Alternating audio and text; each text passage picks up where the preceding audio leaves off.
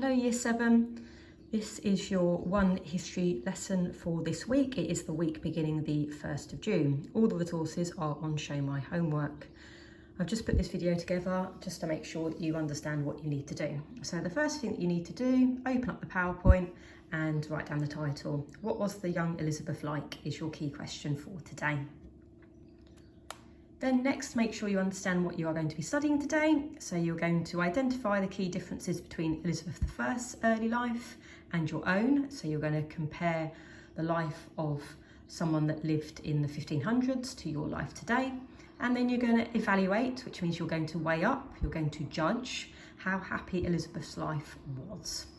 So our first task, our first bit of writing, your starter, how do you think this shows what do you think this shows about the young Elizabeth? All right, so you've got a portrait in the middle there that you need to focus on. You've got some sentence starters here that you need to use. So in this portrait, Elizabeth looks.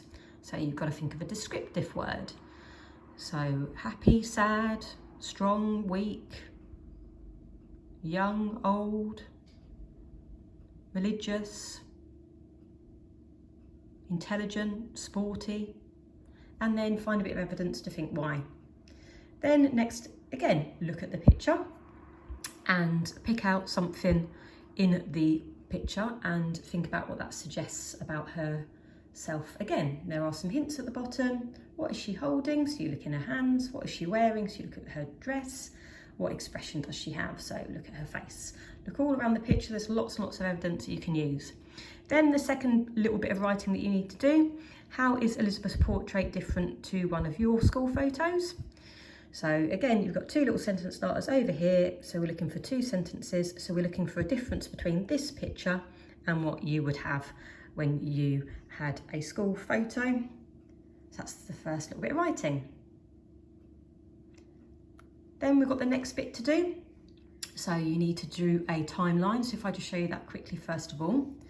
So we're looking for a scale up the side of happy and sad, right? Because you're going to evaluate, you're going to weigh up how happy and how sad her life was. And then your line across the middle, you're going to put some dates so you can see how her life changed over time. So you might well see it going up and down. She might have moments of happiness, and moments of sadness. Right, let's go back to the boxes that you need to look at. So we've got all of these 9 boxes and every single one of these 9 boxes has a date in there. So you just need to look for the date. So I can see 1533 here, or I can see 1554 here. And the first bit you need to do is just put them in an order.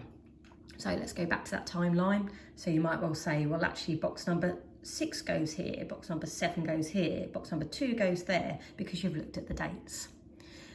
But don't forget, you've got to judge whether you think it is a happy moment or a sad moment.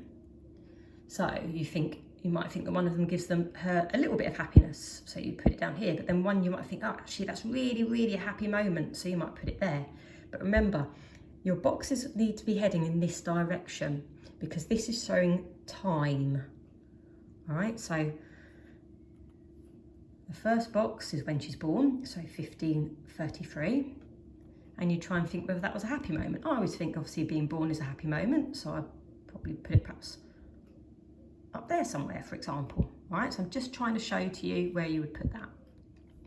Then in the PowerPoint, there is an example that has been made for you.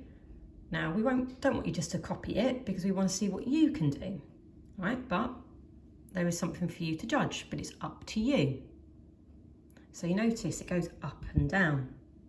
Then we've got a little question here. Do you agree with this chart? Check you got your dates in the correct order. So you need to just check your dates for that. Then the next bit requires you to do your textbook reading. So you know that you're going to have scanned pages. All right, mine is showing the textbook online, so it's slightly different, right? But it always, unfortunately, puts it around the wrong way. So you do need to rotate it. In a PDF file, you click on view and then you turn it around, obviously in the view. So you need to do a little bit of reading. All right, so there's a little bit of reading for you. Let's go back to the PowerPoint. And looking at source A, which was a timetable, you need to compare what she did to what you're doing. So write a sentence about that. And again, there's some structured ideas here for you to use. Then you need to look at your textbook again. All right, look at source B, the green box. There we go. Look, there it is.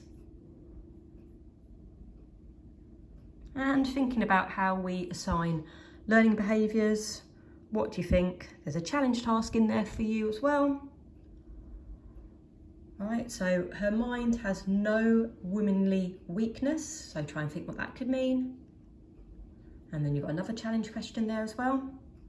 And then the last bit to do for the lesson is a statement. Elizabeth lived a very happy life before she became queen.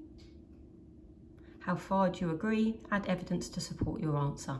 So a little drawing for you. You put a little arrow. Do you partly agree that, or do you disagree with that? All right, again, little sentence structure there to help you. All right, so that is for the week beginning the 1st of June for Year 7.